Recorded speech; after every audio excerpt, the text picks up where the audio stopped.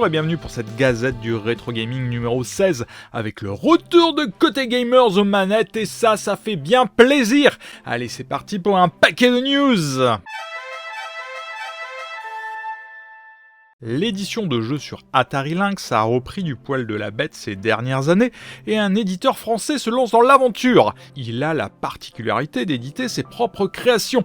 Il s'agit de Fadest, bien connu de longue date sur la scène de développement Lynx car il a produit et participé à de nombreux projets et toujours de manière désintéressée avec le souci de faire et de bien faire. On lui doit notamment la série des Yatsuna et le plus récent Bugstrip.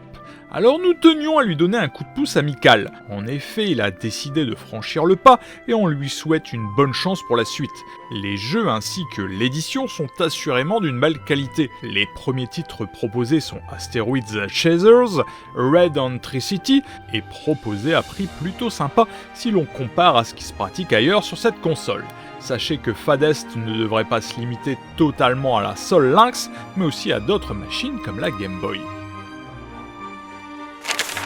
Toujours sur Lynx, l'excellent JRPG Weaver Tales est de nouveau disponible, cette fois chez Sandberg Productions, l'occasion de pouvoir se le procurer pour celles et ceux qui n'avaient pas pu le faire lors de la première édition, faite par le développeur lui-même. Il est accompagné aussi par Sky Raider Redux, un shoot'em up qui ne cache pas son inspiration puisée chez River Red d'Activision. Intrepid Easy est le nouveau jeu de la Senil Team sur Dreamcast. Rappelez-vous, ce studio de développement avait créé il y a de nombreuses années Rush Rally Racing, une course automobile jouable à 4 simultanément. Intrepid Easy a mis du temps pour aboutir suite à une campagne de financement Kickstarter, mais il est là. Ce jeu de plateforme bénéficie d'une réalisation superbe dans un univers très coloré.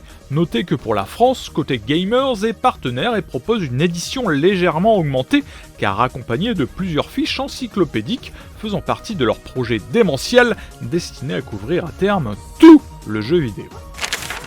Toujours sur Dreamcast, l'Unreleased Propeller Arena, annulé en partie suite aux événements tragiques du 11 septembre, avait été retrouvé il y a quelques années, mais un nouveau prototype vient d'être découvert et Laurent Combi s'est chargé de le numériser. Son site regroupe de nombreux Unreleased, Castlevania par exemple, et il s'efforce de préserver tout ce qu'il est possible sur Dreamcast, mais aussi sur d'autres machines. Un soutien financier n'est pas de refus, car certaines actions nécessitent un investissement non négligeable, comme par exemple la numérisation des vidéos 35 mm relatives à la Sega Mega Drive. Ils viennent aussi d'annoncer leur dernier jeu ColecoVision. Il s'agit d'un programme débuté pendant les années 80 par Nostalgia Productions, mais dont le développement n'était pas allé à son terme.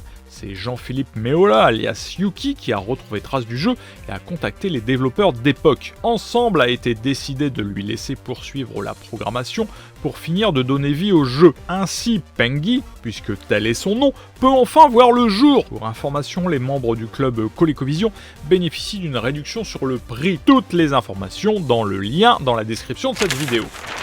Nemulesis, c'est le 5e jeu d'une série dont le scénario étant le jeu vidéo Mule, qui est à la base un jeu de simulation économique. Aussi étrange que cela puisse paraître, Nemulesis lui ressemble plus à un clone de Contra développé avec NES Maker. Je vous épargne le long scénario du jeu car au final, vous allez contrôler une sorte de probodector qui va devoir tout détruire sur son passage afin d'arriver au boss de fin. Graphiquement et musicalement agréable, le jeu souffre hélas, comme de nombreux jeux de NES Maker, rapidement de ralentissement dès que quelques objets sont animés à l'écran.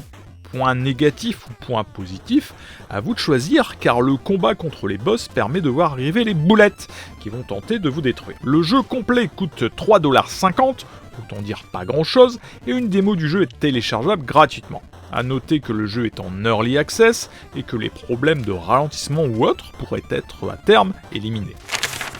Le nom de SGDK vous dit peut-être quelque chose, c'est la librairie de développement à la mode et surtout ultra puissante pour développer de nouveaux jeux Mega Drive en langage de haut niveau. Il manquait quelque chose au SGDK et ce quelque chose, c'est le support du pistolet optique. Et bien cette lacune sera bientôt de l'histoire ancienne car ce que vous voyez à l'écran est un test de détection du pistolet avec la librairie SGDK. Affaire à suivre donc pour voir si les jeux utiliseront cette possibilité de la librairie. Fans de l'Atari Jaguar, réjouissez-vous! Un nouveau jeu débarque pour vos machines et il s'appelle Gravitic Mines. Exit l'utilisation de la 3D de cette puissante machine, retour à la bonne vieille 2D avec ce jeu fortement inspiré de Trust, Gravitar et Lunar Lander. Tout cela a l'air sincèrement beau, avec une direction artistique des plus agréables à regarder. Par contre, si le jeu prend l'exemple de ces modèles, il vous faudra patience et délicatesse pour piloter le vaisseau, pour ne pas vous manger les murs à la moindre poussée de réacteur un peu trop forte.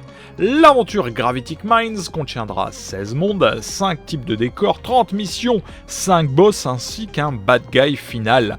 La promesse d'un 60 images par seconde constant est donnée avec scrolling parallaxe et côté musique, la bande originale sera composée de 10 morceaux. Le tout tenant sur 35 mégaoctets compressés pour entrer dans une jolie petite cartouche de 6 mégaoctets. Seule une ROM de démo est disponible pour le moment et ne fonctionne pas en émulation, mais seulement sur des systèmes de cartouches mémoire, ceci pour éviter le piratage et l'édition non officielle de jeux non aboutis. Une mauvaise habitude hélas prise par certains sur la 64 bits d'Atari. Shrine Maiden Shizuka est un Metroidvania plutôt rigolo pour Mega Drive en cours de développement qui vient de recevoir une mise à jour qui inclut un compagnon de soutien, genre un Tails qui vous aidera dans votre quête. Dans ce jeu, vous incarnez une fille plutôt gourmande qui ne fait que manger et qui devra conjurer les mauvais esprits et sceller les portes du monde spirituel, rien que ça. Comme le dit l'auteur, il s'agit pour l'instant d'un prototype, mais un prototype qui donne envie d'aller plus loin pour le joueur, même si le jeu comporte des bugs et que se faire battre par le premier boss bloque le jeu. L'auteur n'essaie pas vraiment d'innover, mais de recréer un jeu classique sur une console classique. Si le jeu finit par avoir une belle progression dans son développement, de jolis graphismes et une musique envoûtante, il pourrait sortir sur cartouche. Mais l'auteur lui-même indique qu'il en est loin. En attendant, la démo est téléchargeable à l'adresse que vous trouverez en description de cette vidéo. Tales of Monsterland est un nouveau jeu Game Boy de GG Games, un jeu qui se déroule dans un pays mystérieux avec un village assiégé par des monstres et une tour mystérieuse aussi. Vous devrez traverser des paysages étranges tout en combattant des créatures maléfiques avec vos propres pouvoirs spéciaux et la possibilité de vous transformer en 4 créatures différentes. Le jeu est disponible en édition physique classique ainsi qu'en Dark Collection limitée à 50 exemplaires. La Games.com est la plus improbable des consoles portables sorties en l'an 2000. Elle fut créée par Tiger, le fabricant de jeux électroniques. Elle possède un écran tactile 4 nuances de gris et en interne elle possède une calculette, un annuaire et un agenda. Cette console possède des licences de jeux incroyables. Duke Nukem avec une pseudo 3D genre Dungeon Crawler, qui ma foi n'est pas si mauvais qu'on peut le dire. Un Batman qui est un beat'em up d'un inintérêt assez total, malgré des sprites plutôt grands. Mais on y trouve surtout Resident Evil 2 avec une vitesse de jeu d'escargot et une maniabilité désastreuse. Eh bien, figurez-vous qu'un doudingue russe semble-t-il a porté dessus Five Nights at Freddy's, qui est un jeu d'horreur de 2014. Non, ce n'est pas une blague, et toutes les fonctionnalités du jeu original sont présentes. Dans Five Nights at Freddy's, vous incarnez un gardien de nuit qui doit utiliser des outils tels que les caméras de sécurité, les lumières, les portes et les bouches d'aération pour se défendre contre des animatroniques hostiles. Bref, un jeu qui fait sursauter sur PC, et rien qu'à penser que le jeu existe maintenant sur Game.com, nous donne des frissons dans le dos. ESP Soft, les créateurs de Galactic Tomb et Red Sunset, viennent de sortir leur dernier jeu Amstrad CPC nommé Arcos the Traitor. Ce nouveau jeu se veut être un hommage au très célèbre Game Over, certains diraient même un pompage, et comme vous pourrez le constater plus loin dans ce test. Dans cette aventure, surtout matinée d'action, vous incarnerez un commandant d'élite des forces militaires qui va devoir dessouder un peu tout ce qui est vivant pour atteindre Arcos le traître et lui faire manger sa pâtée.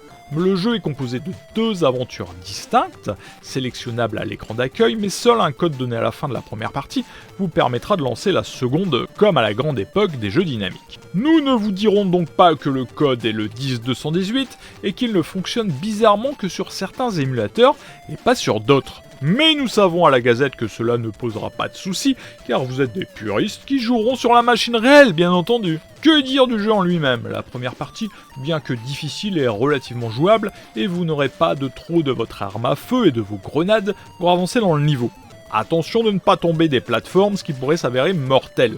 Techniquement, c'est propre et on remarquera un scrolling différentiel.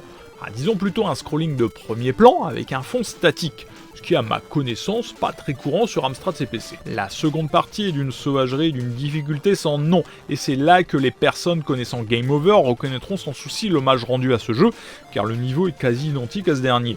Seconde partie qui semble être plus courte que la première, mais avec une difficulté énormément plus relevée. Game Over n'était pas forcément évident, mais Arcos the Traitor l'est encore moins. Quoi qu'il en soit, le jeu est qualitatif et de surcroît gratuit, et puis jouer sur d'aussi vieilles machines de nos jours est aussi masochiste que cette nouvelle production SP Soft. Le dépaysement ne sera donc pas de mise. Le lien de téléchargement du jeu est bien entendu dans la description de cette vidéo. Et c'est la fin de cette nouvelle gazette du rétro gaming. J'espère que cette dernière vous aura plu, et on se quitte bien entendu comme toujours en musique et en démo. A bientôt sur Old School is Beautiful.